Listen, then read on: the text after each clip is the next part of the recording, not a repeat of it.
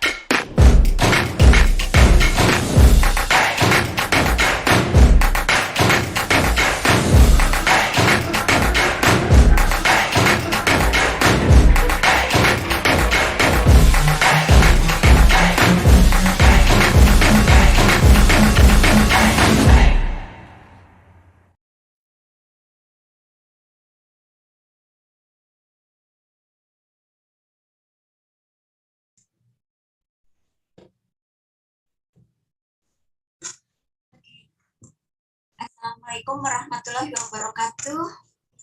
Good morning to the honorable speakers, the head of Smart City and Community Innovation Center Institute Teknologi Bandung, and all the participants for today webinar.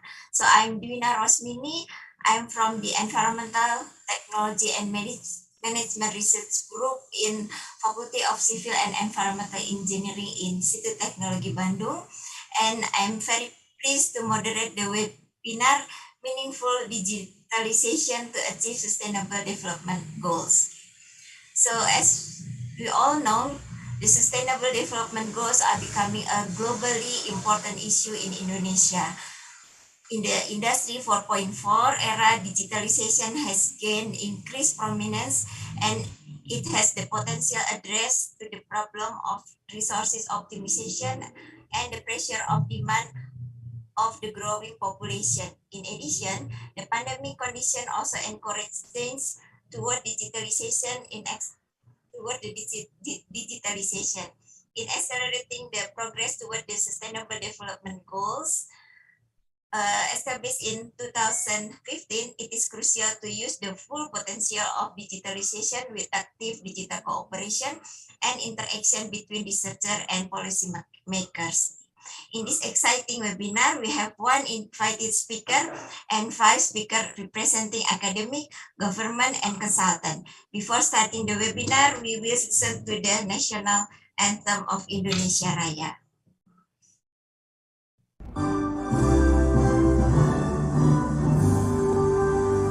Indonesia, tanah airku, tanah tumpah darahku. Di sanalah aku berdiri, cari pandu ibuku. Indonesia, kebangsaanku, bangsa dan tanah airku. Marilah kita bersatu, Indonesia bersatu. Hiduplah tanahku, hiduplah negeriku, bangsaku, rakyatku semuanya. Bangunlah jiwanya, bangunlah badannya untuk Indonesia Raya. Indonesia Raya, merdeka, merdeka, tanahku, negeriku yang kucinta. Indonesia Raya, merdeka, merdeka, hiduplah Indonesia Raya. Indonesia Raya, merdeka, merdeka, tanahku, negeriku yang kucinta. Indonesia Raya, merdeka, merdeka, hiduplah Indonesia Raya. Thank you very much. So the next, I will ask Professor Suhono to give a welcome remark, and the time is your Professor. Thank you, Dr. Dwina, as moderator event. His Excellency Ministry of Indonesia, Dr. Insinyur Siti Nurbaya, is present virtually, and also East Java, Dr. Haji Emil Elisa Condardak is also still in a foreign country, so and also Dr. Mukti Handayani is lead co-chair task force of 3T20 G20, also come virtually because Europeans, and of course my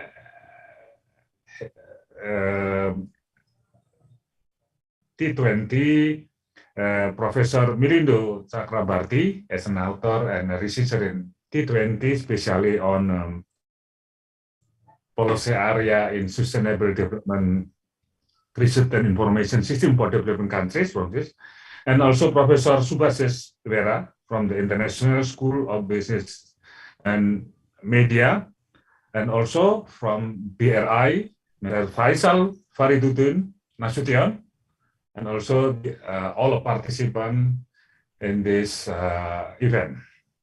Yes, Assalamualaikum warahmatullahi wabarakatuh. Good morning from everywhere, from the G20 member. Yes, this event is 7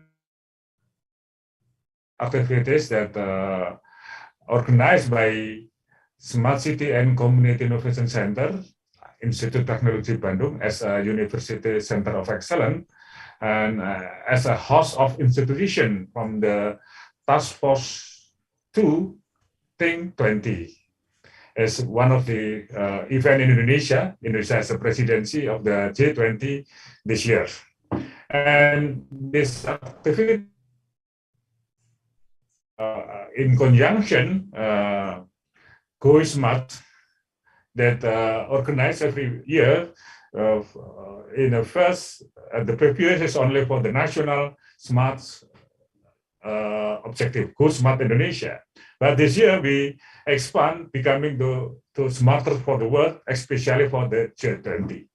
In T20, we organize for the digitalization core, and we have 9 policy areas, start from the digital connectivity, digitalization, cybersecurity, smartization, digital literacy, and also data flow border. Today we consider that digitalization as a catalyst for our recovery in economic and health, and also in climate change. And sustainable development goal is, of course, is activities based on a balancing of the economic, environments, and also social development. We city and community advisors, and also lead co-chair for Task Force 2. Thank you for contribution in all authors and also speaker. Future of now and the future of sustainable development goal. Once again, thank you, and good recommendation for our future world, becoming smarter world. Thank you very much.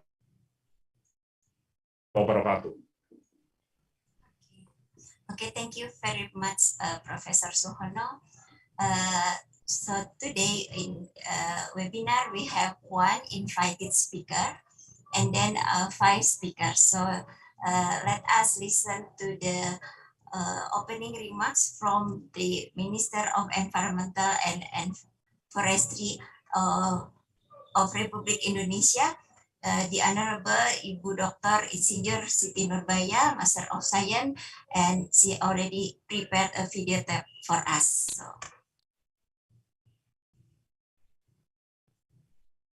Assalamualaikum warahmatullahi wabarakatuh. Shalom Om Swastiastu.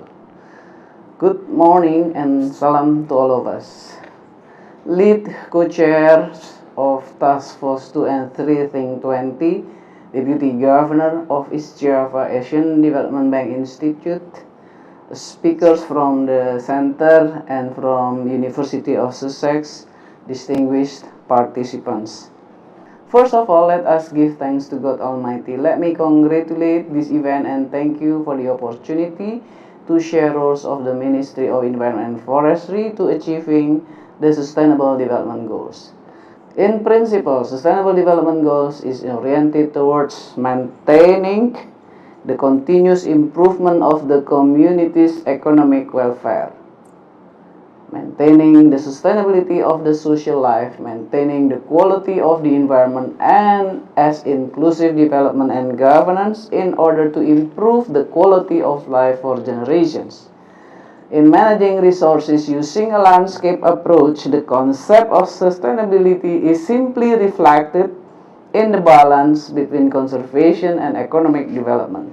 This means that economic development goes without damaging the environment. That is part of the concept of sustainable development, which in principle should not deplete all or exploitative extractives, but applying ecosystem sustainability. There is a principle of carrying capacity and environmental capacity that must be maintained. As directed by President of the Republic of Indonesia, President Jokowi, that the development must be carried out by maintaining environmental aspect, restoration and restructuring, justice in access to land resources for the wider community. Various corrective policies from a dozen 2 decades ago have been and will continue to be consistently carried out. The sovereignty of the state and the social civilization of the people must be guaranteed along with the implementation of green economic development, which emphasizes high productivity, efficiency, and low emissions of carbon. Distinguished participants, SDGs have become mainstreaming in our National Development Plan and implementation. The philosophy of SDGs is seen through the President's visions and missions, namely Advance Indonesia, or terwujudnya Indonesia maju under the principle of sovereignty, independent and with personality based on mutual cooperation or gotong royong. The SDGs are global actions and catalysts for international partnerships in achieving sustainable development. Indonesia, as one of the countries that have agreed on the implementation of the SDGs, is committed to the successful implementation of the SDGs through various activities. The Ministry continues to strive for the success of the SDGs agenda with an appropriate and proportional role from goal number 1 up to goal number 17, which are sequentially no poverty, zero hunger, good healthy and well-being, quality education, gender equality, clean water and sanitation, affordable and clean energy, decent work and economic growth, industry, innovation and infrastructure, reducing inequalities, sustainable cities and communities, responsible consumption and production, climate action, life below water ecosystem, land ecosystem, peace, justice, and strong institution and partnerships to achieve those goals. Distinguished participants, in the midst of a pandemic that not ended, the government and all stakeholders continue to work, innovate, and continue to drive the economy. It was recorded that in 2021, economic growth reached 3.69% or increase of 5.76% from 2020, where the economic growth contracted by 2.07%. This achievement cannot be separated from the cooperation between the government and all levels of society, especially in adapting to the pandemic situation and with the application of health protocols to always be productive at work. The Ministry of Environment and Forestry, as the guardian of the environment and forest, oversee our national development to always be in the corridor of a good quality of environment. We support the National Economic Recovery Program as one of the national programs to improve the economy of the people who are suffered due to the pandemic. The key performance of the ministry reflected in four main pillars, namely environmental, economic, social, and governance. On the environmental pillar, it is shown that the increasing of the improvement with the environmental quality index (IKLH) index that shows a good category, which is 70.45, or an increase of 1.18 points compared to the previous year. This improvement of the quality of the environment is an aggregate of various program interventions. One of them, the achievement of land restoration in the watershed reaches. High conservation value areas also increased, including in the concessions. The improvement in environmental quality is shown by several other indicators, such as greenhouse gases emissions, which have been successfully suppressed to 65.9% of the 16.75% reduction target. Deforestation rates continue and record the lowest rate in history of 0.115 million hectares in 2020 and even lower in 2021. Furthermore, in accordance with the economic pillar, the positive performance of forest resource management contributed to the formation of a positive trend in the gross domestic product of the forestry subsector, which recorded a figure of 111.99 trillion rupiah, exceeding the target of 106 trillion rupiah, and continued to show a positive trend when other sectors were still contracting. The export value of forest products, wild plants and animals, TSL, and bioprospection also contributed with a value of 15.57 billion of US dollar, exceeding the target of 11.6 billion US dollar. This was also confirmed by non-tax revenues from this ministry sector, which reached about 5.66 trillion rupiah in 2021. The success in maintaining the economic pillars of the environment and forestry sector is also related to the government efforts to control the COVID-19 pandemic, especially in the fourth quarter of 2021, and is appreciated by many countries. In addition to protecting the environment and supporting the improvement of the national economy, the Ministry of Environment and Forestry is also responsible to provide accessibility for land reform and for social forestry. The land reform from forest land has been distributed through the TORA program in 2021, which is recorded at more than 180,000 hectares, while the availability of the land cumulatively has reached 2.74 million hectares. In addition to the TORA program for the redistribution of forest land assets, the ministry also providing access to forest land management rights through the social forestry program that covers already 5 million hectares for 1.11 million households. The purpose of the efforts mainly to restore the national economy and support equitable distribution of welfare while keep the forest sustainably. Distinguished participants, sustainable environmental and forestry development is the key and the backbone for the achievement of Goal 15, Sustainable Land Ecosystem. Goal 13, addressing climate change in Indonesia and the global level. Goals 12, responsible consumption and production. And Goals 11 of sustainable cities and human settlement. And Goal 6 of water resource resilience and quality.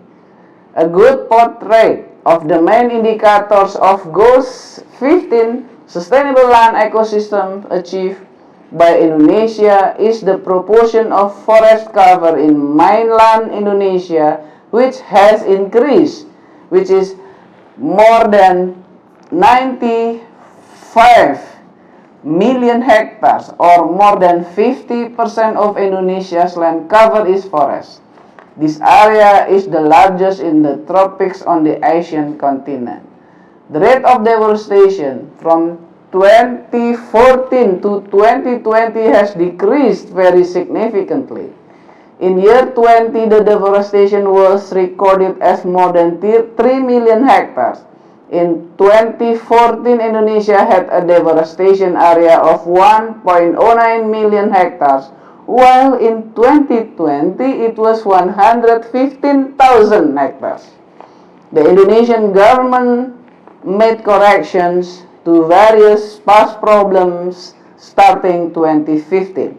The government, of course, continued what had been initiated before 2015, articulated them, refined until it reached what it is today at the end of 2020 to 2021. Several programs include forest and land rehabilitation, termination of new permits and improvement of governance for primary natural forest and peatland. As started in 2011, we call it moratorium, and by 2019 is permanently established for no more new license or permits for primary forest and peatland, which is covering now about 66 million hectares. Also, improvement on control of forest and land fires, control of peat damage, completion of land tenure in forest areas, sustainable forest management, social forestry, management and overall licensing control, including palm oil and for food estate. In the condition of the COVID-19 pandemic in 2020 to 2021, forest and rehabilitation, peat and mangroves will continue to be carried out through a labor-intensive scheme that absorbs community labor as part of efforts to restore the national economy. Efforts to prevent forest and land fires or karhutla in Indonesia are carried out by multi-stakeholders. Our Ministry KLHK, BNPB, Polri, TNI, and local government, pemerintah daerah, as well as the community, masyarakat, peduli api, head of village, dan para tokoh masyarakat. There are actually 3 main activities in preventing forest and land fires permanently since 2020, namely through climate analysis, that is weather monitoring, area hotspot analysis, and weather modification. And secondly, operational control includes law enforcement, patrols, local communities engagement, and building legal awareness, or we call it paralegal. And thirdly, landscape management, including water management or hydrological technique of peatland, and of course law enforcement and controlling the permits. In 2022, Indonesia, as the G20 presidency, affirms its commitment to achieving sustainable development. What the G20 Forum aims to achieve is joint support to tackle land degradation and promote conservation, sustainable management and restoration of forest, peat, and mangrove habitats as relevant to the global climate agenda. The achievement of Goal 13 in climate action in Indonesia is marked by the ratification of the Paris Agreement through Law Number 16 of 2016. concerning ratification of the Paris Agreement to the United Nations Framework Convention on Climate Change UNFCCC, as well as efforts and steps according to the Paris Agreement Protocol which have actually been carried out. At COP26 Glasgow, Indonesia confirmed concrete steps and presented them officially in the long-term strategies for low carbon and climate resilient 2050 document, updated NDC, roadmap for mitigation, roadmap for adaptation, and finally our decree in the ministry dated on February 2022 for systematic and operational steps in detail in the forest and other land use and agriculture or value sector. The value sector is targeted to reduce nearly 60% of the total national emission reduction target. Distinguished participants, the principle of implementation of SDGs in our ministry is an effort to achieve performance of all existing programs because the value carried in the environment and forestry development is absolutely sustainable development. Congratulations and gratitude are conveyed to all parties who are actively involved in efforts to achieve the sustainable development goals in Indonesia. We need to continuously take action in an effort to fulfill the right to a good and healthy environment as mandated by the 1945 Constitution Article 20H. This need is increasingly felt by the community with the increasing popularity of environmental subjects among the younger generation of Indonesia and the world. These circumstances encourage Indonesia and the world to move forward together in overcoming environmental problems and climate impact so that we can be strong together as part of a global entity. In the last 2 decades, the world community awareness of the function and existence of forests has increased, especially regarding the impact of deforestation and forest degradation on biodiversity and climate change. Although the world community's awareness of the function and existence of forests is increasing, the forest area in the world from year to year continues to declining trend, or it could be said that forest damage, both in the form of deforestation and degradation, is still ongoing. One indication is that the area of forest in the world in the past 2 decades has continued to decrease. This is an opportunity and challenge for us, Indonesia, to show our role to the world that Indonesia has succeeded in developing existing forests with the community through community nurseries, forest and land rehabilitation activities, and social forestry, and also with the private sector corporate through industrial forest development and public-private partnerships. Efforts to reduce emission within the framework of controlling climate change are through mitigation and adaptation. Efforts to build forests are one form of mitigation, while to increase capacity it is carried out by strengthening resilience and reducing vulnerability to climate change. Therefore, it is our collective duty to preserve Indonesia's forests, maintaining the forest as a socio-economic and avoiding eco-hydrological disasters such as floods, landslide, and forest fire, which are the impact of the conversion of forest function to non-forest.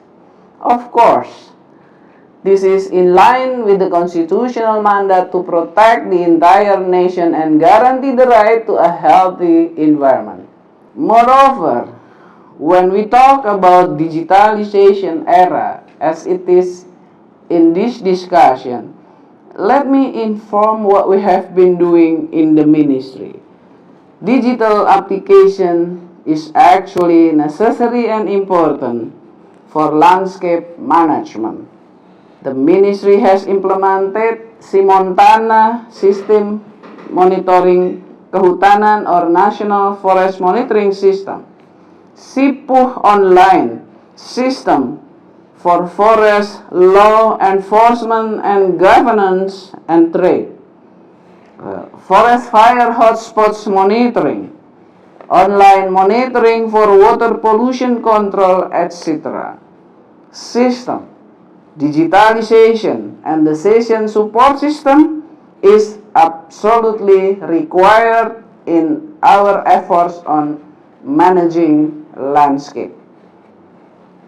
Distinguished participant, the achievement of our ministry's performance will certainly not be optimal without good governance and support from various parties, including the role of universities. Recently, we have ratified a memorandum of understanding between ITB and KLHK regarding the implementation of the three dharma of higher education in environmental and forestry development. We work by action steps and joint activities to make things happen as we expected in the cooperation. We hope for continued support to collaborate in building together the environment and forestry in Indonesia and to provide more benefits and a positive image to the world. May God Almighty bless our joint efforts to preserve the environment. Have a fruitful discussion. I thank you. Wassalamualaikum warahmatullahi wabarakatuh. Shalom, Om Santi, Santi, Santi Om.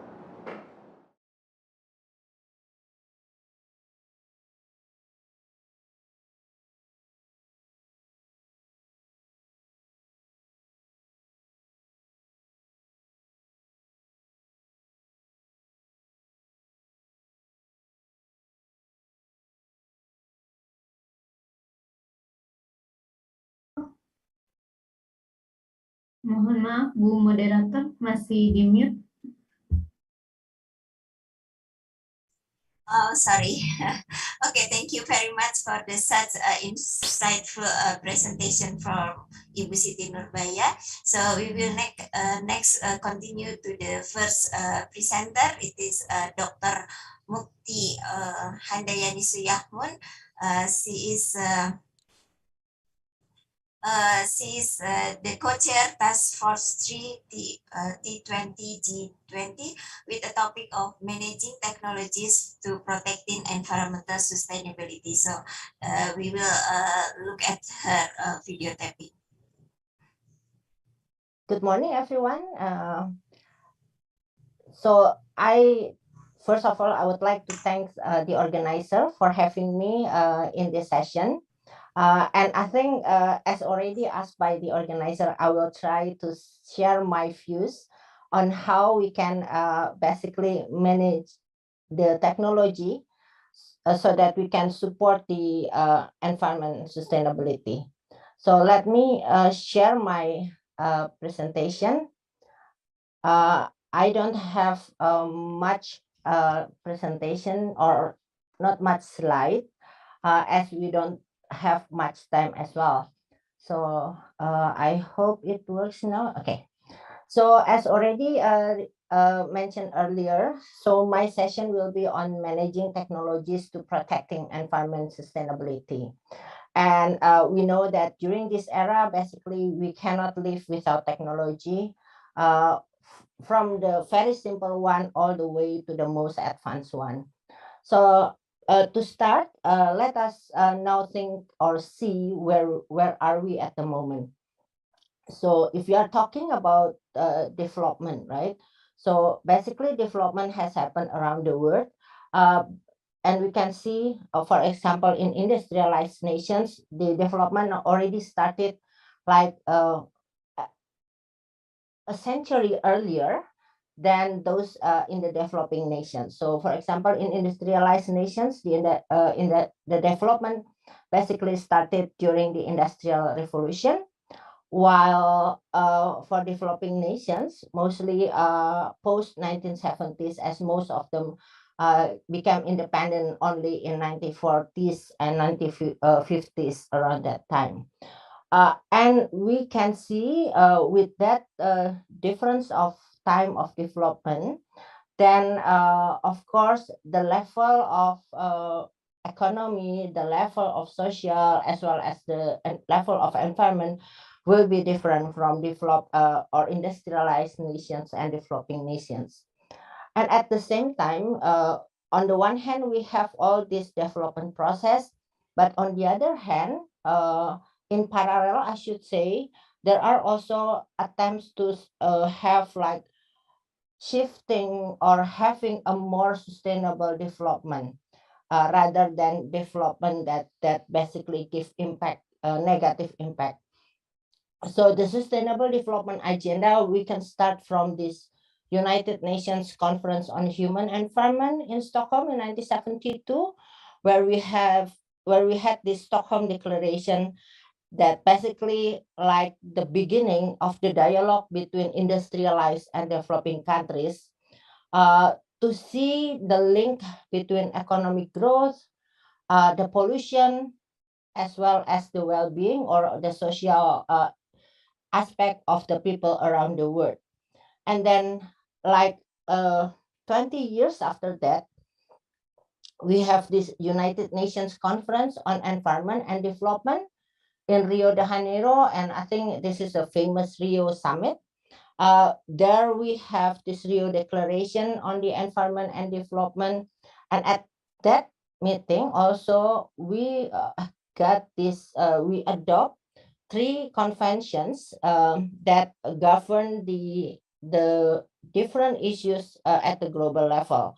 So the first one is the UNFCCC, the one governing the climate issue. The second one is the UNCBD, the one governing biodiversity, and then the UNCCD to tackle desertification. And after that also, I think it's like another 20 years after the Rio summit, then we have another summit also in Rio. It's called United Nations Conference on Sustainable Development. And there we got, as the outcome of this, we got the Sustainable Development Goals. So then from we know where we are now and what happened before. So what did we get out of all these things? So the first one, the statistic shows that the use of natural resources has more than tripled from 1970s and still continues to grow. So, and if we are talking about at the beginning, I mentioned about the development, right? So what is it, the impact or the result of all this development? So at this stage, so if we are talking about the economy, then there is inequity between the global north, which mostly developed countries or industrialized nations, and then the global south, mostly developing nations. Right? What happened in the economic sector is that 10% of the world's populations owns 76% of the world wealth, while more than 50% of the world's population, who are the poorest, owns only 2% of the global wealth. So we can see here the inequity, right? And then if we are talking about the environment, the poorest, the 50% that I mentioned earlier, they contributed only about to 10% of the global greenhouse gases emission, while the 10% that own 76% of the world wealth basically produce about more than 50% of the greenhouse gases emissions during the period of 1990 to 2015. And with these two conditions, then we can expect that from the social or the well-being, then the data shows that climate disaster related death in 2000 to 2017 indicated that, you know, like 16 deaths per million for the high income groups, which is the 10% earlier, compared to about 60 per million for low income group, or the 50, more than the 50% of the world's population. So as already tasked by the organization, so the organizer asked me about how to manage the technology. So let's see what are the role of technology so far. So I just start with the negative impact on the environment. But basically, if you are talking about technology as well as because technology is one of the, how do you call it, key element for development, right? So the impact, the negative impact, the first one, definitely pollution. We can see air pollution, both local as well as transboundary. We can see water pollution, be it in quality and quantity. So quality is more like the quality being degraded, but then if we are talking about quantity, we find a lot of scarcity of water as well. And then we also have soil pollution, and this is basically because the use of hazardous materials, for example, for mining and other activities. We also lately, I think, we heard a lot about this ocean pollution, which basically due to the plastic waste, due to tailing that being undergone in the oceans. We can also see that the ocean pollution also because of the hazardous waste and hazardous materials that come into the ocean through the, for example, through the river. And we can see that basically ocean has been, in a way, becoming the largest dam site, right? And talking about the dam site, we also have issues of waste management, both for waste, solid waste as well as liquid waste. And the one that like I think becoming a bigger issue now is the greenhouse gases, right? Because all of our activities as human, so anthropogenic activities, basically most of them will produce greenhouse gases. And then the second one is depletion of natural resources. So we have like all these issues related to forest degradation and deforestation. We also have issues with fossil fuels and minerals exploitation and mining. We have soil erosion, biodiversity loss, as well as desertification. But of course, technology also give benefit to the environment. For example, we have without technology, we won't be able to have all this renewable energy, right? We also have technology that increase the efficiency of the process. And then another one that I think it's becoming more and more important is also technologies help us to have this process from cradle to cradle rather than from cradle to grave. So it's basically the resources that we use, how do you call it, to produce something at the end can be reused again, can be the input to the same process. So it's basically the principles of circular economy. We also have automatization of many aspects, including in managing process as well as waste. And in a way, this also, helping us in managing the environment.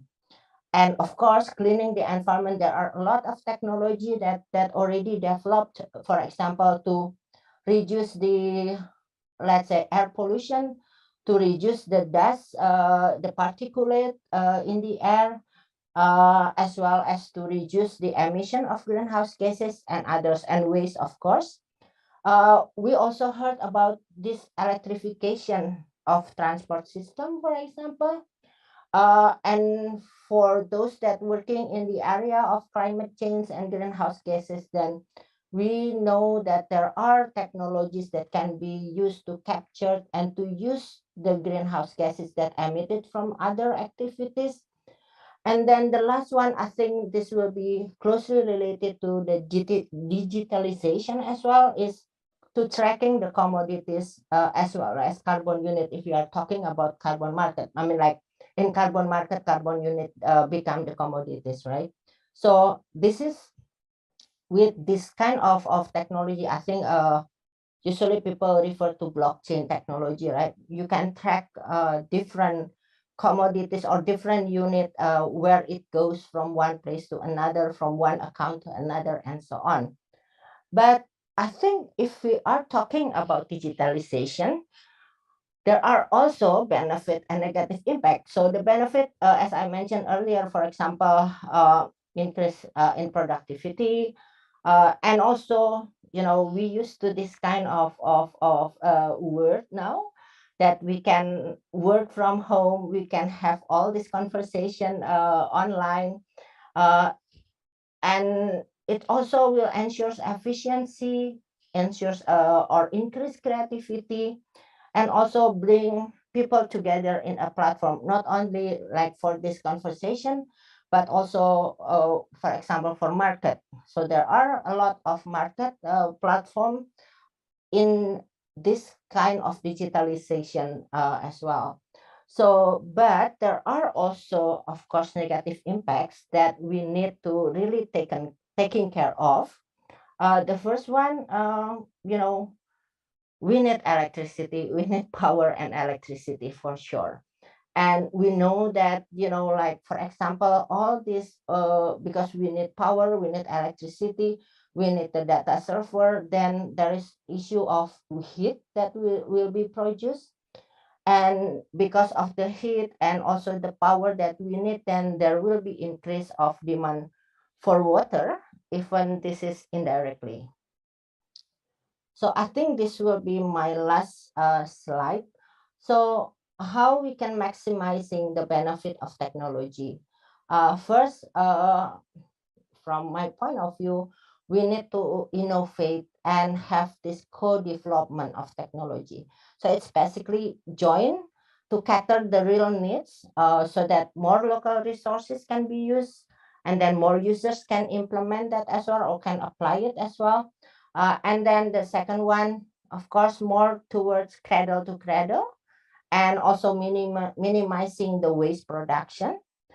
The digitalization, as I mentioned earlier, will increase efficiency, and then, of course, the biggest issue of digitalization, as I mentioned earlier, is the power or electricity. So we need to make sure that the electricity or the power come from renewable sources, so that we can minimize the impact to the environment as well as to health, basically, because if we are talking about the power that being generated from coal, for example, then you have a lot of health issues as well.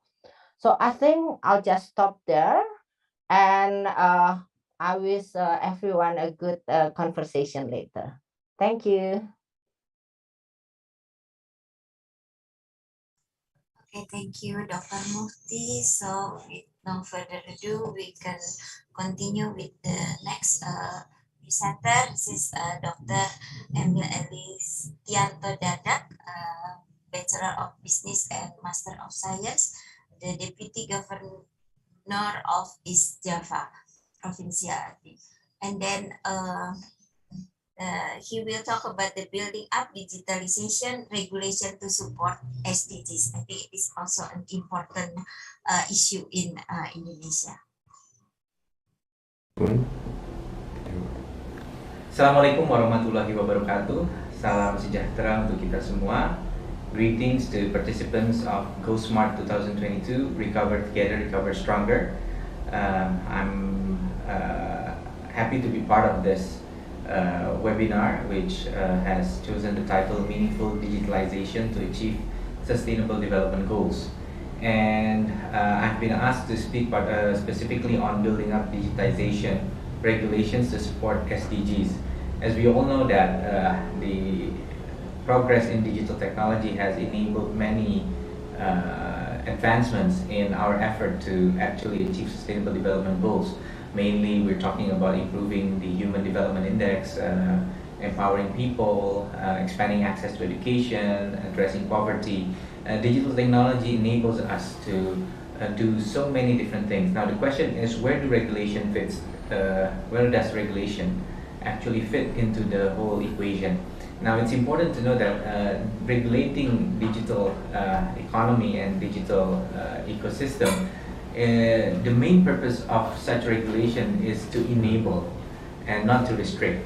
But at the same time, we know that the absence of regulation can be seen from two perspectives. One, actually it allows us to do things that are not specifically regulated. But second, sometimes the absence of regulation actually inhibits the capability to implement, especially because it involves government. It's highly likely that a lot of digital technology solutions have to be implemented by governments. Therefore, one of the regulations that we are working on in East Java right now is to manage our data better. So we have a regulation, policy or a decree by the governor to promote what we call as Satu Data, or unified data system.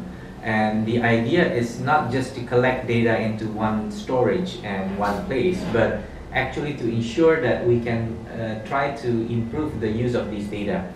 So we know that right now a lot of efforts have been placed upon what we call as nomor induk kependudukan, or population or citizen ID. Now this ID is going to be applicable because we are going to manage, for example, a person in the office, in the Department of Social Affairs may be eligible to receive social assistance because of the level of income that is below the standard, for example. In the Department of Education, the person may be parent of one or two children who are studying, or students. And in the Office of Agriculture, for example, the person can actually be a farmer who needs to obtain access to subsidized fertilizers, and so on. Now, if we manage these data separately, then it's inefficient because everyone will be knocking at different doors, and we don't have a concerted effort to actually provide an integrated solution for each citizen. Now, for example, when we have limited quota for subsidized fertilizers, we need to make sure that those who are living in poverty and working in agriculture gets the priority in receiving these fertilizers. We need to ensure that when we have programs to empower and avoid people from quitting schools, then we need to address those who are living in families that are underprivileged. And therefore, if we do cross-tabulate this data based on the citizen ID, it will help us manage the intervention better and in a more integrated manner. So this is the regulation that one of the regulations that we are working on in order to support our efforts to achieve Sustainable Development Goal in East Java. So I think one of these examples hopefully can be useful in this webinar to give an idea of what a local government is trying to do right now to better manage the effort towards SDG. So the key word, once again, is that regulation is supposed to enable, not restrict. Second is the fact that because it involves government, we need regulation to make a more effective effort in implementing digital technology. And therefore, we hope that by managing data better, by implementing digital technology in a more integrated fashion, then we can better achieve our sustainable development goals. All the best to all the webinar participants. Thank you very much. Assalamualaikum warahmatullahi wabarakatuh. Okay, thank you very much for the presentation. So we will move to next presenter. So we have Mr. Milindo Chakrabarti. He's from the Research and Information System for Developing Countries, RIS, India. So time is yours.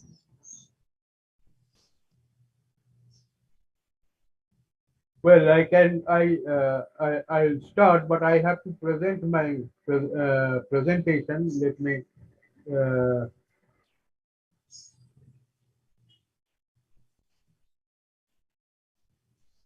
So you can share your screen, maybe.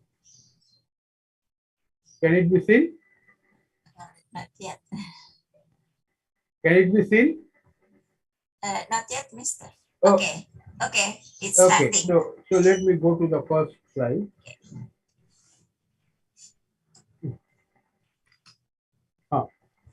So here is my presentation, and I am very happy and lucky that most of the things that I wanted to argue here in detail have been already discussed by previous speakers. So I don't want to go into very detail, and I can save on time given to me. So my presentation was a sort of three-part presentation. I wanted to find out and identify the linkage between SDG and digitalization. Then I wanted to put a perspective of transaction cost reduction through digitalization and present an operational model. So for each of these three issues, I planned just one slide so that I can save on time. So if you have to understand the linkage between SDG and digitalization, we have to understand the first important role that SDGs have created. SDGs have created the society and the entire social system into four parts. One is the biosphere, second one is the society, third one is the economy, and then you have the partnership. But the most important part is that is what was mentioned repeatedly by the Environment and Forest Minister, that earlier we used to consider these four as separate and independent. And we used to have a sort of a decision making process where either we concentrated on the biosphere or on society or on economy or on partnership. If you consider development partnership, it was considered to be separately. It was considered not part of the consideration on maintaining the biosphere. But the SDGs have led us to a situation where we have been made to realize and understand, although the process started from 1972, but we realized it now that we also, although all of us have not realized that these four components are not to be seen separately of each other, but they are to be seen as a part and related to each other. So development cooperation partnership has to depend on biosphere, has to look into biosphere, has to look into society, has to look into economy. Similarly, society cannot grow, cannot improve without looking into development cooperation, energy, economy, and biosphere. So all these four components are to be looked together, and they have been incorporated into the sustainable development goals, and they are all to be looked into in a complete manner. And this cannot be done without digitalization. Digitalization does follow two processes. First one is digitization, which refers to internal optimization process of automation, paper minimization, scanning, and make databases of all. But that's not enough. We have to use the digitalization as a strategy or process that goes beyond the technology implementation of technology to make them available in an electronic form, but to create an entire model linking these four components. And these four components cannot be linked without support from the digitalization process. And what happens at the digitalization process? Digitalization process reduces transactions cost. I'll come to a transactions cost a little later. It enhances efficiency and helps achieve the SDGs better. So what is the importance of transaction cost reduction through digitalization? Transaction cost refers to the cost of exchanging property rights that goes to neither to the buyer nor to the seller. Take the case of you purchasing a house. When you are purchasing a house, you are incurring some cost to get the information about the possible sources of house. And then, on the other hand, the seller of the house is also incurring some cost to uh, to create advertisements and information for the house to the buyers. And these two costs are never either received by the buyer or by the seller, or they are rather consumed by the intermediaries in between the buyer and the seller. Digitalization can reduce the number of intermediaries between the two. And that is what has been observed over the last 10-15 years as to how finance sector, the social, the economic value chain process, they use the process of digitalization to reduce the number of intermediaries, they reduce the transactions cost, and they increase the efficiency in the production system. So if sustainable development is also to be achieved at a bigger way, then digitalization is must. And but the point that is very important here is the gains are dependent on who has higher positive effects of access of digitalization. Digitalization has not grown in an equitable manner that everyone is having access to digitalization at the same rate. So those who are having higher access to digitalization, they have higher gains. Those who have lower access to digitalization has got lower gains. That is the most important observation that we have made in the last 10-15 years. So I am proposing an operational model that can have 3 points. First two can go simultaneously, and then the third one to begin a process where we can try to divide or try to arrange a situation where the access to digitalization is brought towards the system of equity. So the first initiative is to initiate a group of researchers to look into evidences that clarifies the results of technology-led solutions to move towards carbon neutral society in terms of combined effects on consumption and production. So one should be from the group of individual researchers to look into that. Simultaneously, try to find problems faced in implementing the technology-led solutions. Action researchers and CSO activists may be engaged in making detailed understanding of the implementation process. And finally, once these two groups have worked independently from their perspective of from the acceptability or otherwise of the presently identified solution, they should join together in a bigger group to find out the possible solutions that may be acceptable according to the requirement of the collective in question. So this is the operational model. The first two efforts can be done for 2 years, and then in the third year we can start this, and in about 2025 we can initiate a process of digitalization of sustainable development in a much more known and informed manner. The point that I would like to differ a little bit with my previous colleague, that digitalization and SDG cannot be done through government alone. The localization of SDG and localization of digitalization are the and most important requirement for integrating digitalization with SDG. I think I should not say anything beyond this. Thank you very much.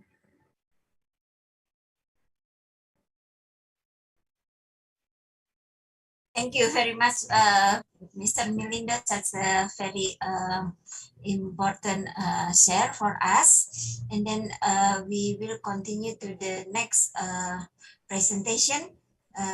So it is Dr.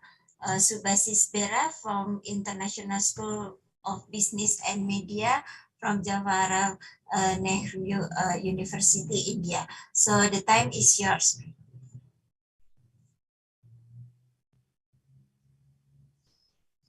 Well, thank you. Okay, I am not. I've studied in Jawaharlal Nehru University, but currently I'm working at International School of Business and Media. Okay, let me share my screen and then I will start my presentation.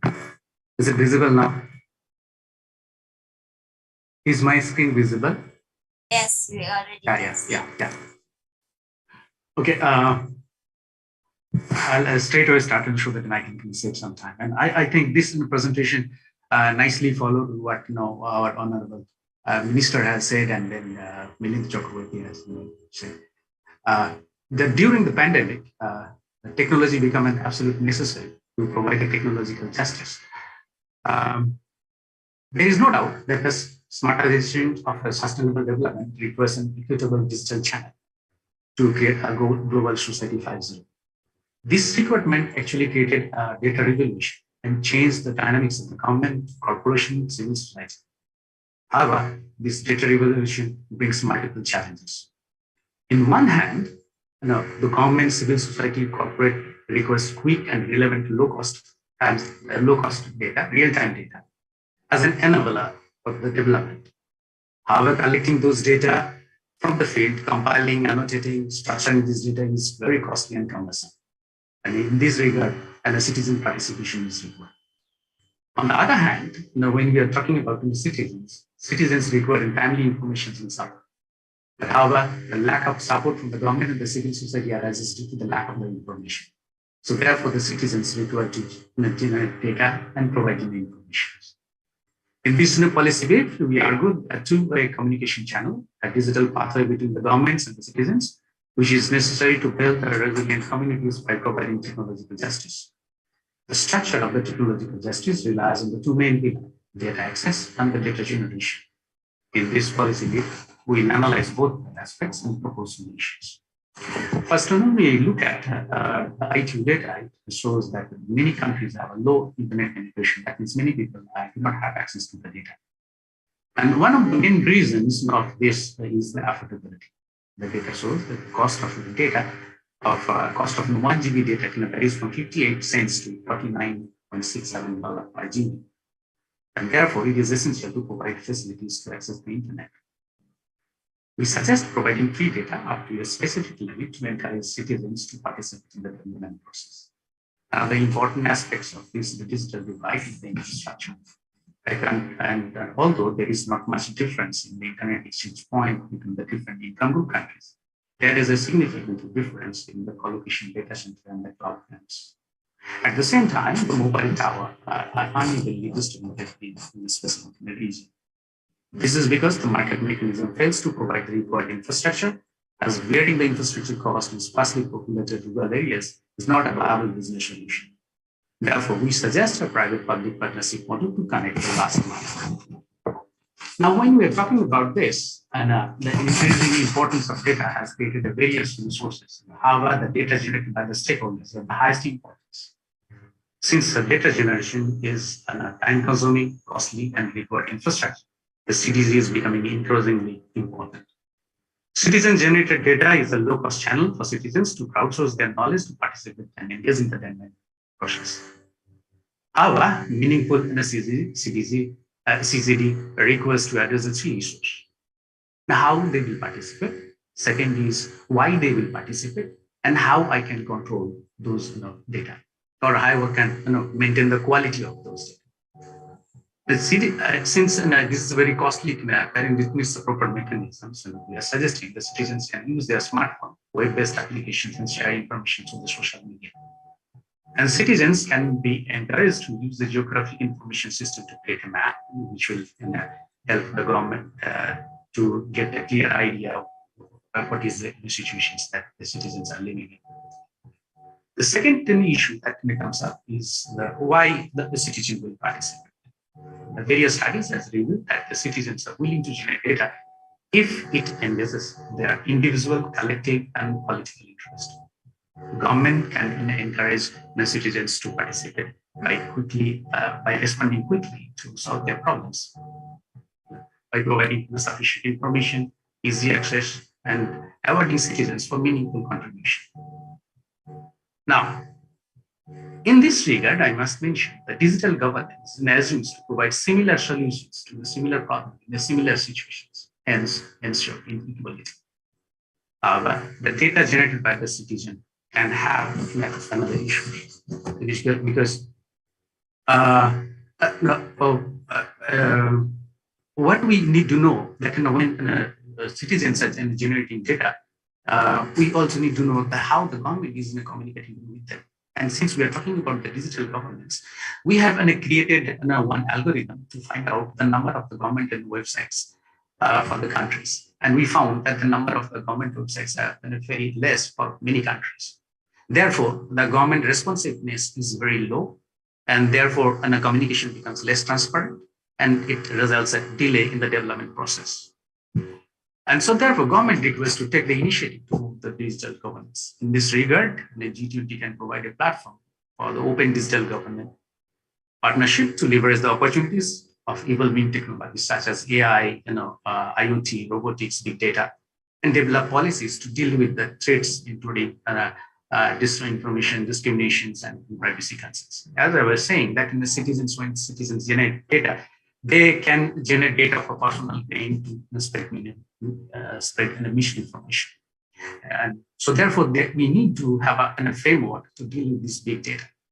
Big data actually can create an inequality by differentiating people based on their personal traits and behavior patterns. So therefore, regulations of data transparency can mitigate this inequality. Now, in this regard, we must mention that the only few countries have the entity for the data governance. Therefore, it is very important to invoke the transparency as a disclosure and transparency as an accountability. And there are 4 ways in we can do that. An active choice between the payment with the money and the payment with the data, especially when I'm purchasing a service or I'm buying a service from online. They collect data, so I can pay my money and I can exit. I can have options not to sharing my data. The second is the exposed and evolution of privacy notices, because many people who are not that much educated, they don't understand the privacy notice. So later on, if they feel, they can evaluate and get out of these options. Third is the democratized data collection.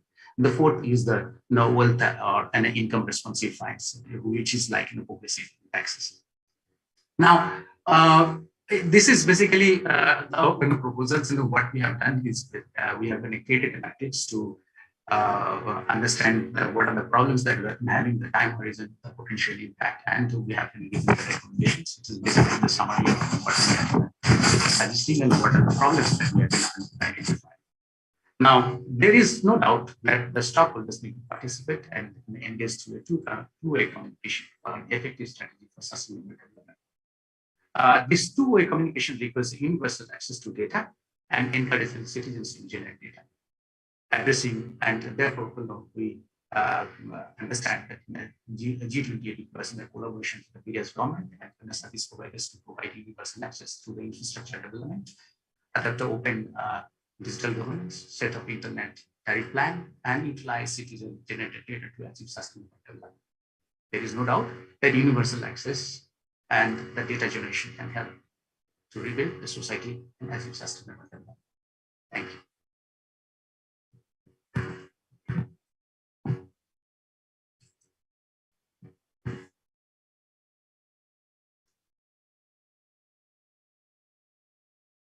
Rosemary, you are muted. Sorry. Okay, thank you very much, Dr. Subhasis Bera. So it is a very important presentation and interesting. So I think before I continue with the final presenter, I would ask to the participant if there are any question, you can write in the chat box and use the format your name, your institution, and then to whom you want to ask the question, and then the questions. So the final presentation will be from Bapak Muhammad Faisal Fariduddin Attar Nasution. He is from the Department Head Digital Innovation, Design and Experience from the PT Bank Rakyat Indonesia, and he will presenting the sustainable development goals in the perspective of the financial sector. So the time is your Bapak Muhammad. Okay, thank you, Dr. Rusmini. Assalamualaikum warahmatullahi wabarakatuh. Good day to respected speakers and also organizers, obviously, and also distinguished guests. And my division head from Digital Banking Development Operations at BRI sent a warm regard to Professor Suhono. So I represent the Digital Banking Innovation, Digital Banking Development and Operation within division within the BRI, which is said to be which is actually this called the second engine, that is to try emerging technologies and also all the business capabilities that would be utilized to explore, innovate, and also exploit the businesses of BRI. So let me begin with a short history of banking. So we are all familiar with the histories of the Industrial Revolution, the first revolution that was within the late 19th century, that was signified by the founding of the creation of the steam engines, and then the second revolution, which was the development of electricity and so on. But when it comes to the banking revolutions, banking 1.0 actually began in the 15th century. So that began actually in from Italy. So bank 1.0 had actually a span of about I think 600 years or 6 decades, from year 1400s to year 2000s, or year 1900 to let's say like 550 years. Now, what's interesting is the phenomenon that began in the 1980s. That denote the birth of Bank 2.0, when technologies had become too advanced, where the world population began to witness the birth of payment cards and ATM machines. But banking 3.0, Bank 3.0 is similar to the era of the third industrial revolution, which was the boom of the internet and software applications, which is we learned about that .com bubbles in the early 2000s. Now, what's differentiate between Bank 3.0 and the third industrial revolution, and also the Bank 4.0 and the fourth industrial revolution, is the use of artificial intelligence, which is set to automate productions. So Bank 3.0 and particularly Bank 4.0, what then were seen as a wake-up call to the global population that the world doesn't actually need, as what Bill Gates says here, doesn't actually need banking services, doesn't actually need banks, but what the world needs is banking services, in which the third industrial revolution enabled the knowledge or sharing economies as we enjoy today. So when we talk about banking, though, there are essentially only three basic products of banking of a bank. That is current accounts and saving accounts, and then payment or money movements, and then lendings or loans.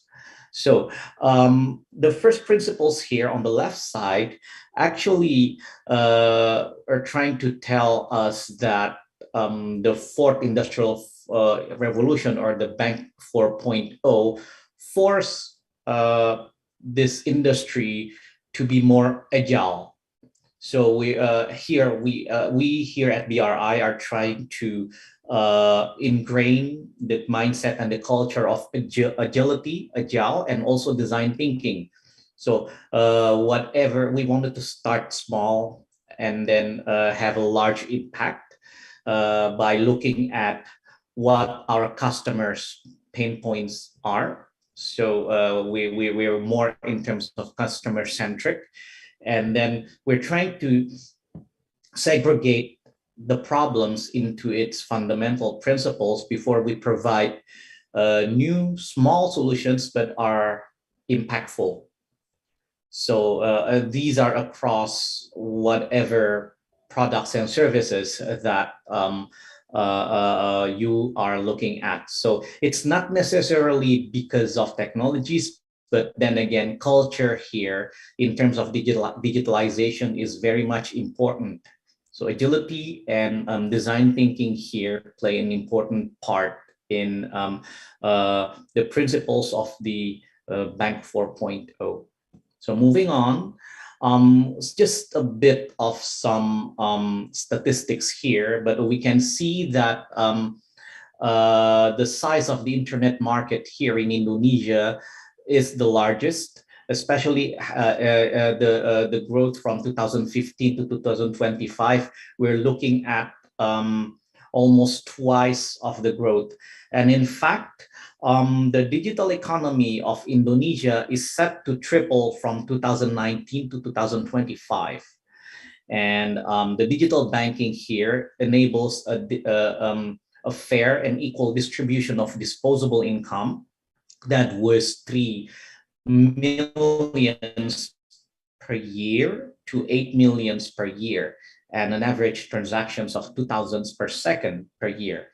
Now, what's interesting here, if we look at on the right-hand side here, the fintech transactions, those that were conducted, particularly for payment services here, since the year 2019, were a little bit dominated by the banking sector. And then after that, in 2022, the non-bank players began to dominate. That is because of also the phenomenon of the sharing economy, in which telco companies that that are becoming parts of the digital ecosystems are exchanging core competencies with other players of different sectors, including banks. Now, these are obviously enabled by emerging technologies where open banking or API is at the core. Now, the API here enables technology and data exchanges that is the root of the sharing economy in terms of cross-industry partnership, credit score analytics, and also lending credit platform, among others. Now, what has this emerging technology impact what is the impact on the banking sector? Number one is that there are now challenger banks called the digital banks. We know Bank Jago from Goto, and also one of the subsidiaries of the BRI group, that is BRI Agro, is also a challenger bank that is rebranded to Bank Raya, and also BCA, the largest private bank in Indonesia, is also unleashing or creating its challenger bank, that is BCA Digital. Now, for the largest banks such as ASBRI and also BCA and Mandiri, we are forced to become a hybrid bank, which provides on the other side, that is the offline services and products, and also online services and products, to ensure that all our constituents, particularly customers, enjoy whatever mode of products and services. Now, there's also Sharia Bank, although Indonesia is the largest Muslim population in the world, yet Sharia banks has the small portion in not just assets, but also in terms of the products and transactions. But there are also challenger banks in this sector, in this segment, for instance, Bank Aladdin Syariah.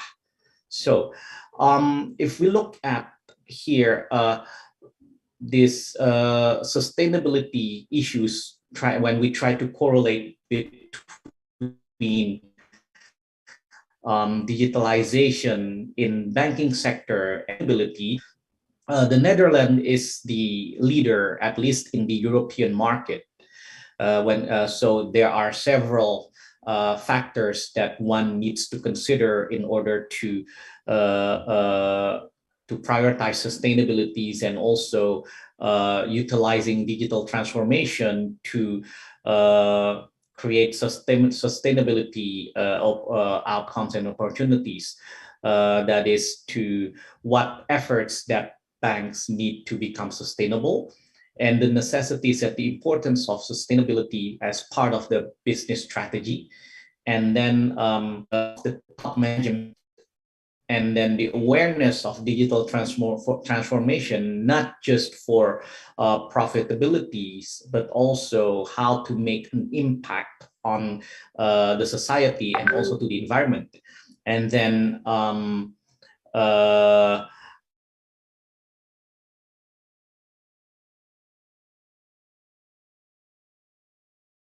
how digitalization comes to sustainability alone, and especially for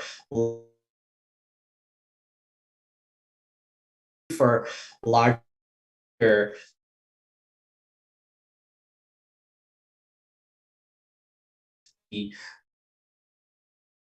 Sorry, Pak Muhammad, your voice is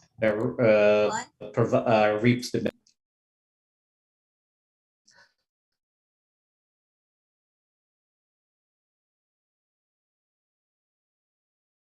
So next is, are you can you hear me? Hello? Yes, now I can hear you. Okay. Okay, sorry about that. Okay, let me go back a little here. It's become a valuable banking group in Southeast Asia. That is our strategic plan for 2025. So how do we do this?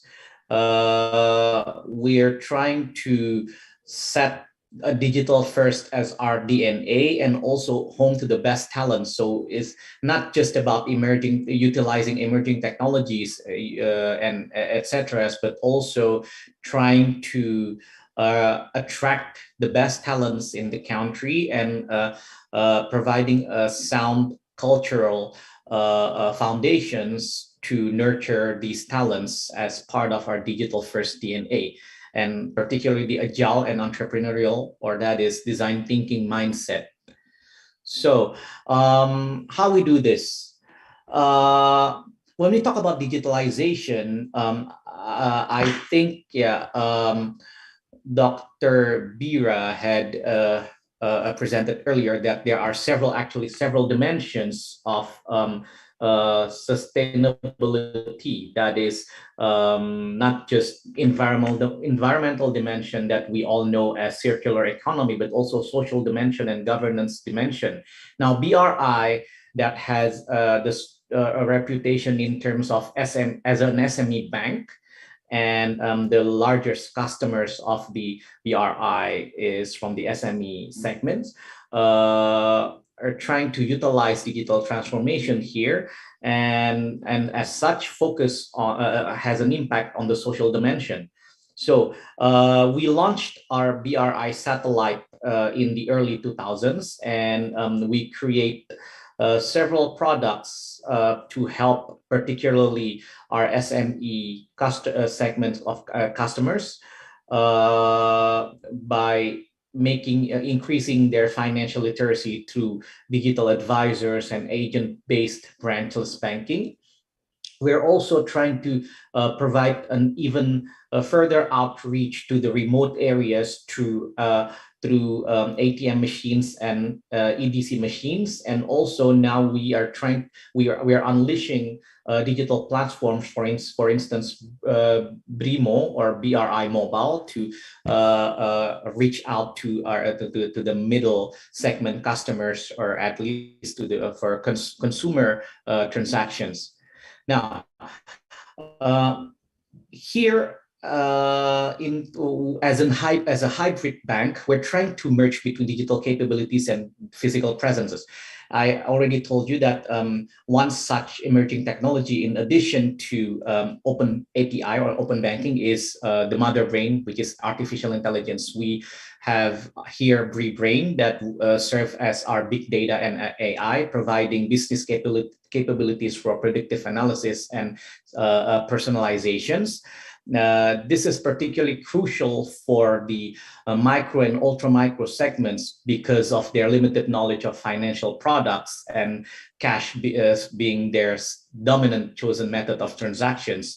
So we're trying to do so by digitalizing the current existing core businesses by using several products, for instance, BRI-Spot for loan underwriting, smart virtual assistants, we call it Sabrina, and then digital learning application called BRI-Smart. Now, what we're trying to do in terms of exploring new capabilities, or trying by leveraging these new digital propositions, where we unleashed platforms such as Ceria and Pinang 2 years or 3 years ago for non-collateral lending platforms services, and then digital savings to digitally open new accounts through BRI Digital Savings. Now, in terms of utilizing the sharing economy, we're getting into the digital ecosystem as well through partnerships, utilizing not just open API, but we're also looking at blockchain technologies as well. We unleash several products, digital platforms called Strawberry for points of sales, and then we're also doing like fintech partnerships with several e-commerce players, and also fintech peer-to-peer lending players and ride-hailing players such as Grab and GoTo. So here, in terms of the ESG dimensions, we also created just recently a new division called the ESG. That would create policies in terms of the environmental dimension, social dimension, and governance dimension, because as a highly regulated industry, good corporate governance and also risk management are at the most important aspects that to ensure a stable yet advanced industry within the financial sectors. So we have already we are already a strong player in terms of the social dimensions when particularly for the SDG targets, the no poverty target, zero hunger target, and also reduced inequalities. But then we're through digital ecosystem, we're trying to get into environmental mention through circular economy. By partnering with other partners, several use cases that we're looking at, for instance, such as carbon trading, etc., and also like 3D, AR, VR, metaverse. That these are the use cases that we're trying to look at. So in terms of the ultra micro segments, we just made some partnerships and alignments with other SOE financial players, Pegadaian and Permodalan Nasional Madani. Through Permodalan Nasional Madani, we're trying to reach out to empower the underprivileged women group. And through Pegadaian, collaboration with Pegadaian, we're trying to integrate and synergize products for micropayment ecosystems. And then we're also trying to upgrade the ultra micro segment to the micro segment. So these are on the right-hand side, several categories that we're looking at: greenhouse gas emissions, customer information protection, sustainability governance, workforce, local communities, and under the high categories, anti-corruption, economic performance and financial inclusion, and indirect economic impacts. So that concludes my presentation. I'm return the time and space to you, Dr. Rusmini. Assalamualaikum warahmatullahi wabarakatuh. Waalaikumsalam warahmatullahi wabarakatuh. Terima kasih. Thank you very much, Pak Muhammad. Mungkin so it is our last presentation. So maybe the organized already prepare some question from the participant. So please you can share your.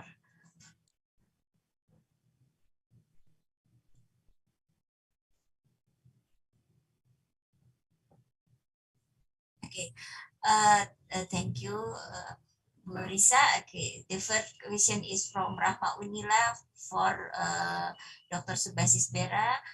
Currently, the development of digital technology is very rapid in the role of the SDGs. However, there are many leaks of personal identity data obtained by hackers from many companies. How to fix this so that the SDGs can run well? Please, Dr. Bera. Yes, actually, it's a very, very difficult question to answer. Technology has both the sides, positive and the negative sides. And the positive sides, when some of us are major portions of the population is trying to get the benefit out of it for the community benefit, where some people are using it for the personal benefit. That is one issue. But yes, what the various government is trying, and yes, the technology firm is also trying to level up the technology and the implementations of those possible to the governments, definitely. Data governments and digital governments are one important aspects that we need to look at. I won't say that, I mean, it's a very simple way if I look at that. Even in our society, when police, but still there are things that happen. It happens. But yes, all the governments are trying their level best to ensure the data privacy. And as I was mentioned in my presentations also, we have to come up with the things where the transparency as a disclosure and transparency as an accountability has to be there. The disclosure is things when a mobile phone or device is collecting data, they are not giving any visible notice or anything that what kind of data they are collecting. So sometimes it happens that many people, without knowing, they share their data, and when it becomes in the public, then we say why my data is shared with anybody. Probably. This is also one thing. Also, citizens also has to be empowered about this. What kind of data we can share, what kind of data we cannot share. That is one important thing. I mean, awareness as well as the technological development, both are equally important. This is what I believe. Thank you. Thank you. So next question.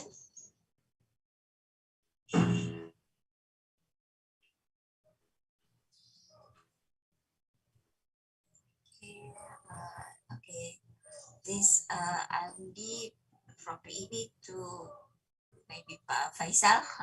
How do you see a neobank? Is it a threat or opportunity to BRI? And Thank also, you. Yes. Thank I you, think, Dr. Rusmini, and thank you, Pak Andi, for the question. So,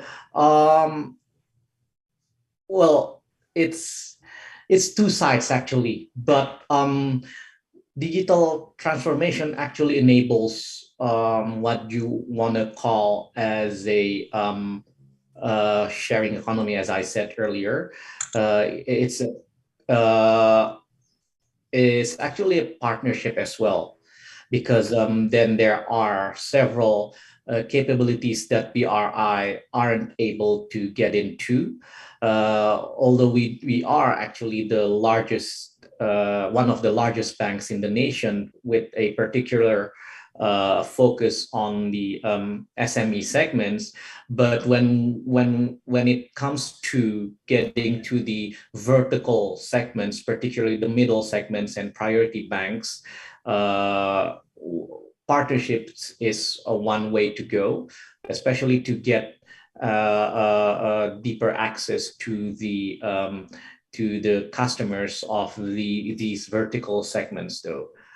And also the neobanks, which are obviously a tech startup players, they can also leverage and utilize our know-hows and our resources, in which we're trying to each of us, not just with the neobanks, we're trying to fill in the gaps in terms of the talents and also technologies and other such of resources.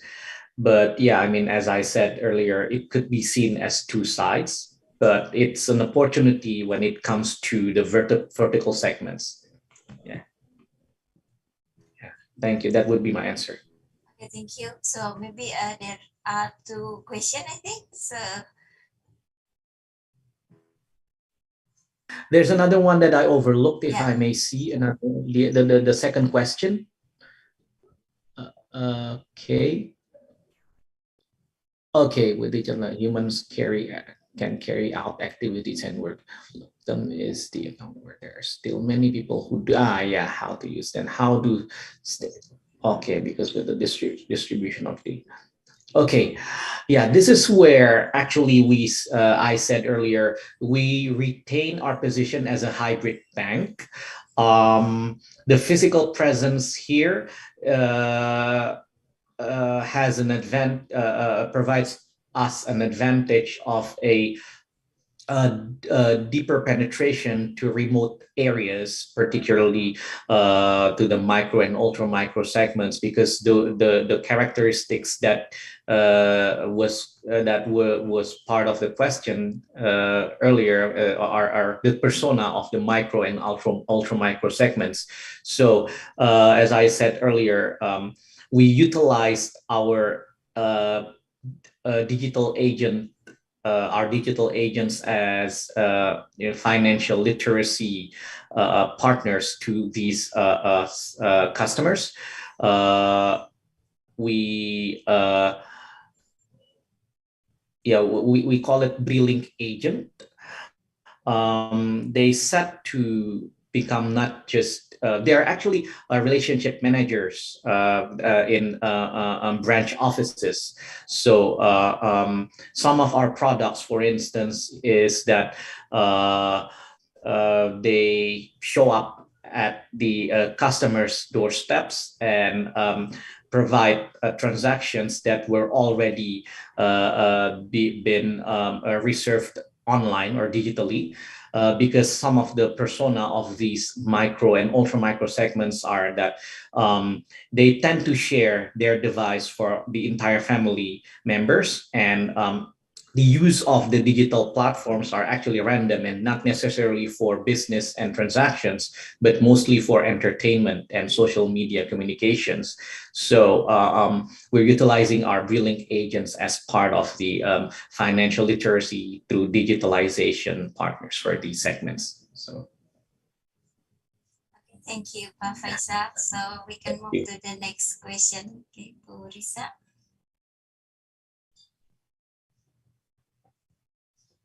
Okay, this is from Dulci Punzalan, ITU, to Mr. Milindo and Mr. Subasis.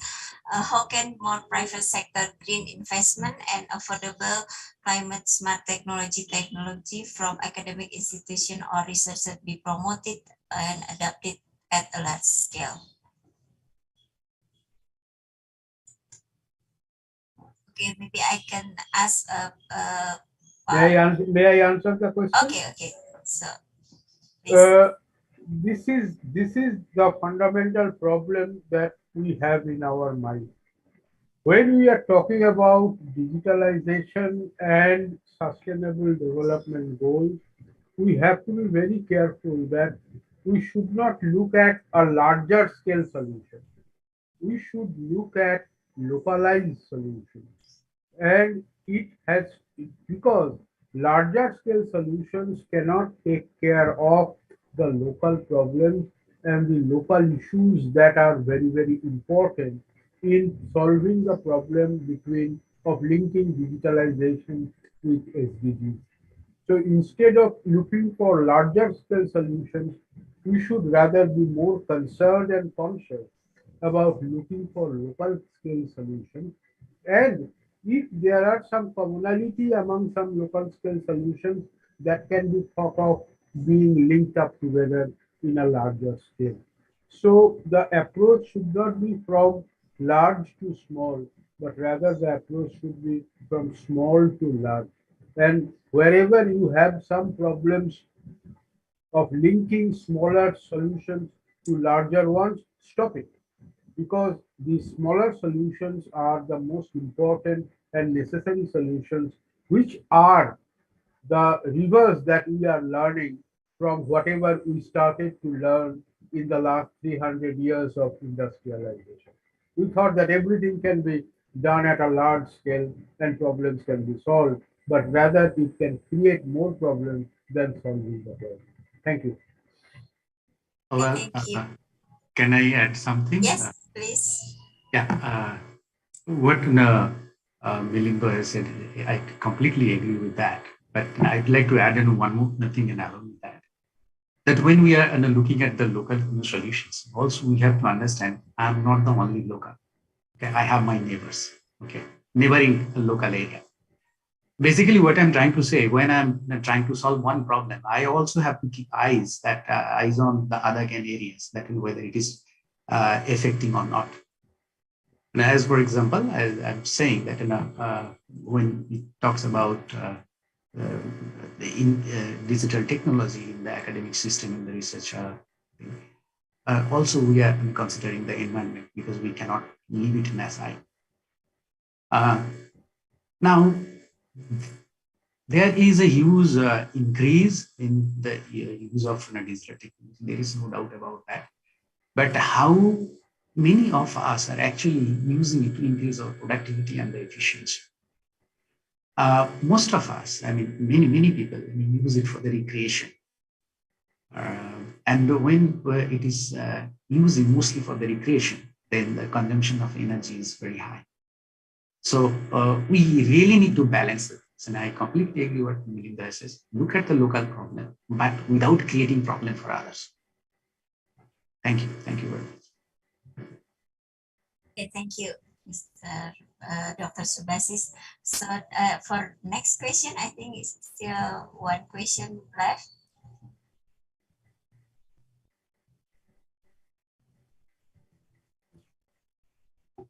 Okay, it is from Budi Sulis BPK to Dr. Subasis, how we manage the huge global electronic waste from old hardware replacement to support digitalization that need more high-end hardware. As we know that some rich countries send their electronic waste to Indonesia and other developed or poor countries that raise environmental and healthy risks. Keep this question. Keep these questions on the screen. Yeah. This is a big issue. as I have said, that when we are developing a technology, very often our target is to solve the immediate problem, but we are not thinking of the long run. That is definitely one issue. And another thing is also that that what we are doing with those wastes, why we are importing those, why we are not banning or the import of those hardware or wastes. If we can do that, that is fine. I mean, it sounds very simple, but it's not that so simple that I understand. But we have to change our trade policy and other issues. There are a lot of compliances also. If I'm importing something from your country, probably I have to allow you to export something. I mean, that kind of issues is also there. So as I have said, I mean, if it is actually creating problem for us, then we have to. I mean, see, I have as not only in Indonesia, there are many in the South Asian countries. They have been having these issues. South Asian countries are using. There is a rapid growth of digitalizations, and so we will also have our own waste, right? E-waste, and now along with our own waste, we are buying the e-waste from the other countries, and that's not done. I mean, ideally, we should stop that. Somewhere we have to draw a line. I don't know, if it is your issues, you deal with it. You have to deal with that. Why are you putting those things in 1 hour's work? Ideally, we should do that. Thank you. Okay, thank you. So, okay. Okay. So I think we still have a lot of questions. It is a very interesting presentation for all of the speaker, but I think we have I just give one more question to be answered. It is from the Kenneth Tiga to Mr. Fariduddin Attar. Banks have traditionally had a role of validating funds and quality of creditors. In a digital realism, is there any new role of bank in validating the quality of completeness or product or services? Thank you, Dr. Usmini and Mr. Tingi for the question. This is actually the premise here is actually about EKYC, electronic know your customer, which is actually validating not just the funds and also the borrowers, etc. So can I also ask if the question remained here? Yeah, thank you. Yeah, I mean, I'd like to because I can't recall the question. Okay. Yeah, so I would say two in this sense. First of all, in terms of the EKYC, I think this is not just a capability in which not just banks but also other players, where like digital multi-finance and then in fintech peer-to-peer lending platforms are trying to improve using emerging technologies. Yeah,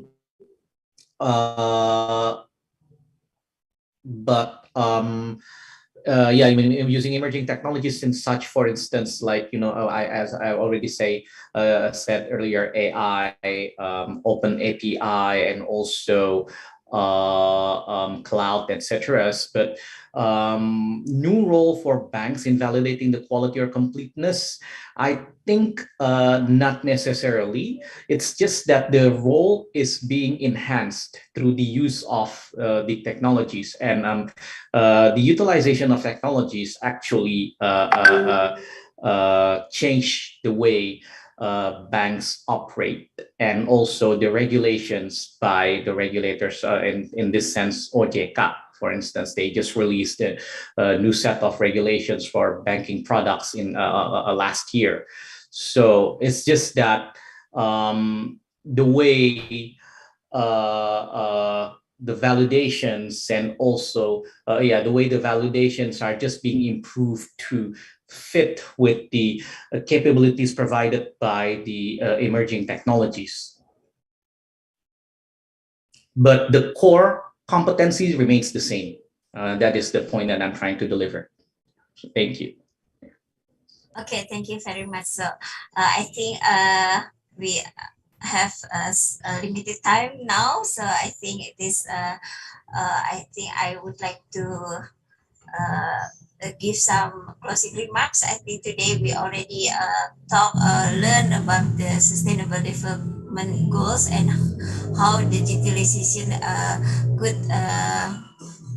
achieve this goal. So we already know that there are so many goals in the Sustainable Development Goals. Today we learn about the environmental issues, and then it is, I think, some problem is still in our countries. I think sometimes we have a very good policy or program in the national level, but it is very difficult to be catch up by the local government in city and also in maybe the regency level. I think so. It is already discussed, I think, and then also the collaboration. It is very good. I think it is as presented by the Mr. Milindo. It is a very nice. It is we need to be collaborate the interdiscipline on also between the stakeholder and also in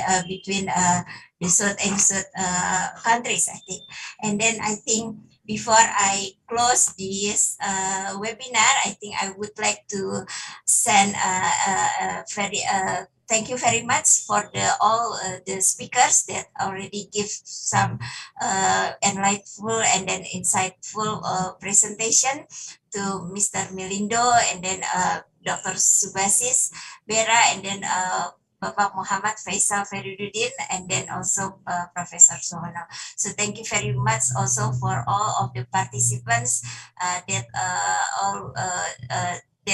join in this important webinar. So thank you for all and good afternoon and good day for today. Thank you. Okay. Before we close the webinar, we will take a photo session. For all participants, please open your camera.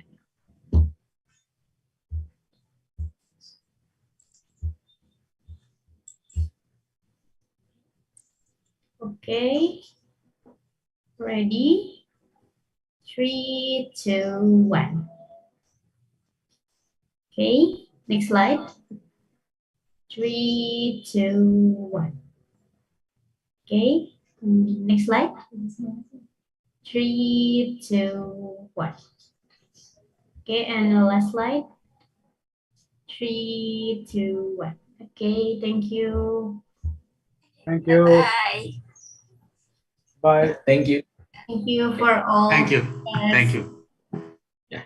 Bye. Bye. Bye. Izin leave. Assalamualaikum warahmatullahi.